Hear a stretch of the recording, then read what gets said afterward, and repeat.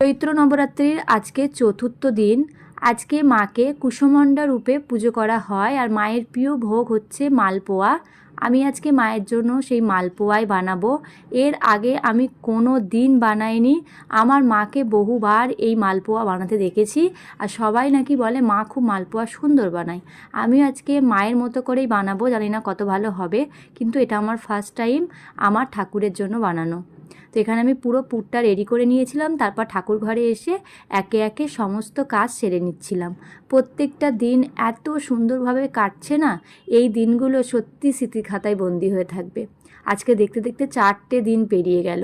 আজকে মায়ের জন্য একটু বেলফুলের মালা এনেছিলাম। মাকে সাজানোর পরে এত সুন্দর লাগছিল দেখতে, আর এই ফুলগুলো দিয়ে না একটা অসম্ভব সুন্দর গন্ধ বেরোয়, যাতে আমাদের ঠাকুর ঘরটা আরও সুন্দর হয়ে ওঠে। বেশ কিছুক্ষণ ভিজিয়ে রেখে দিতে হয়। এর মধ্যে সুজি, চিনি, ময়দা এগুলো দেয়া রয়েছে, তো এগুলো যতক্ষণ ধরে ফেটিয়ে রাখা থাকবে এর স্বাদ কিন্তু তত ভালো হবে। আমি ফটাফট এখানে বেশ কিছু বানিয়ে নিয়েছিলাম আমার তারা মায়ের জন্য। প্রথমে তারা মায়ের পুজো কমপ্লিট করেছি। আর এই প্রত্যেকটা দিন নিত্য নতুনভাবে নিজেকে সাজিয়ে, মাকে সাজিয়ে নিত্য নতুনভাবে পুজো পাঠ করার মধ্যে না একটা অন্য রকম শান্তি আছে। আজকে দিনটা আমার বেশ ভালো কাটলো।